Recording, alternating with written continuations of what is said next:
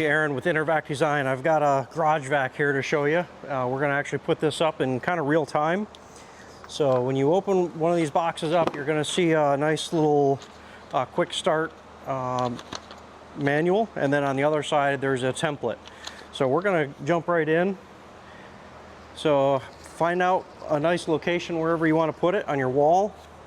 Another note is, making sure it's level.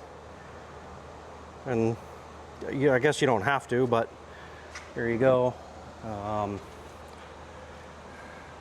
GarageVac requires 110 volt. Simple little template here. 4 screws, put it in the wall. The only difference about this install today is that we're actually going into a concrete wall. And we're going to use tap cons, just for the record. When you buy your GarageVac, it's not going to come with a tap con. It's going to come with normal wood screws with a couple drywall anchors. So just so you're aware. Also, again, going to check, make sure it's level. I've already got my concrete bit here, and we are set to hammer drill. And let's get going. I'm going to make some noise.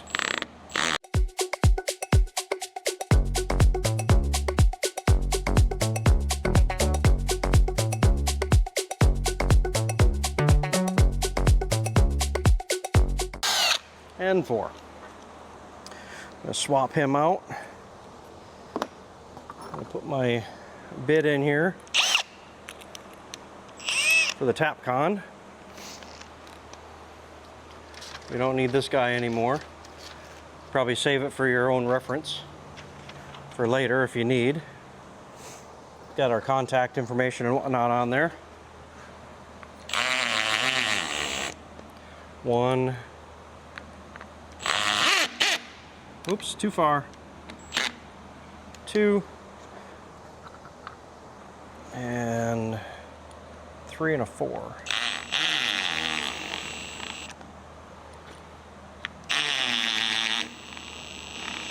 All right. Oop, a little too far again. All right. So let's open up this box, kind of show you what's in here, go through there real quick. That's the hardest part of the entire install.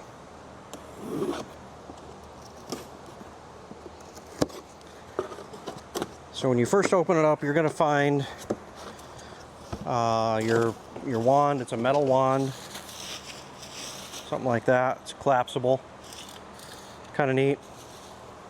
You're going to come with a nice little snake wand. It's 24 inches. My wife, she considers this as the French fry getter. The arch, and I'll show you what this is for here in a second. I'll get it out of the packaging. When you get down a little bit further, you're going to see all these nice little attachments. So you've got a 6-inch upholstery brush. And one of the notes that we get from people quite often is that they don't know how they get assembled. So just for the record, this brush gets inserted here on the little tab. We've got a elongated dust brush, which that guy goes right there. And then there's another crevice tool. It's a little bit shorter, smaller than the other one. It is rigid, so that guy goes just like so. And then last but not least, this snake wand actually kind of gets folded and tucked inside there as well. So that's actually how all of our tools get installed in there. So again, I'm going to set that guy to the side. What else we got in here?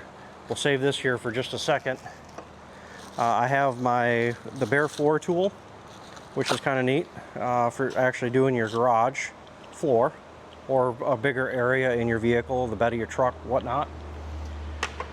And then our stretch hose. So this hose will stretch actually out to 40 feet. What is different about this one is that we really haven't released it yet. This is a remote control on-off switch. So, and again, I'll get to that in a little bit. So we'll set that off. All right, so now we're going to take this arch, put it on. There's a couple little beaver tail dovetails in there. just like so. I'm going to set some of these other floor tools out for just a second. And all right, apologies, I'm back. So now we're all set. We got our holes drilled in here. We got our arch put on. Now, I know you can't really see it. Line the two up. Just like that. Snapped in. It's not going to really go anywhere. There are some individuals that feel a little more comfortable. I do have another hole up here that I actually could use to affix to the wall as well, but it's really not necessary. It's a little overkill. So now we'll hang our hose up. Get this out of the way and get prepared already to plug in the hose. This is one disclaimer or note that make sure that when you receive your vacuum cleaner, the bag is installed. Our vacuums do require a dust bag. So there you go, there's that. It's in there, putting back on there. We'll plug in the hose. And last but not least, we're just gonna plug him in. So we can do one of two things to turn this vacuum on. Just the on-off switch. Works, right? Or we can use the remote control like this, like I said earlier in this film, that there's a remote control on-off switch. So that'll turn the vacuum on as well. So now you don't have to go back and forth to the vacuum cleaner to turn it on and off, take a phone call or whatever the case may be. A lot of detailers absolutely love that feature. So there's that. Again, we'll put our snake wand up here. There you go.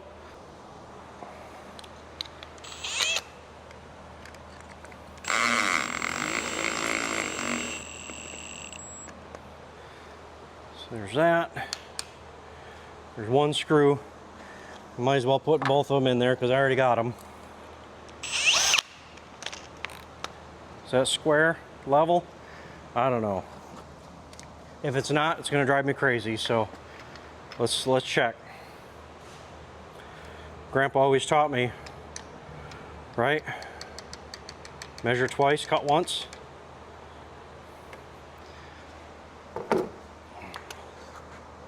So here we go.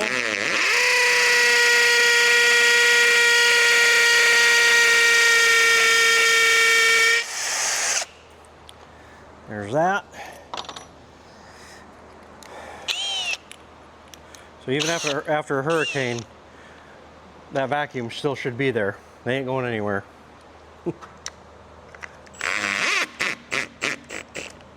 All right. So now we can take and put our wand up on there, just like so, and that's its home. Goes actually right here. And there are two small screws. We're gonna set, it should stay there for a second. There are two black screws that are in this box or bag that will, they're little tiny guys, they'll put in there, we'll just screw them down to keep that in place. All that is it's a hose holder. These are the other screws that come with the kit. When you put them on a drywall wall, whatnot, there's anchors, everything in there as well.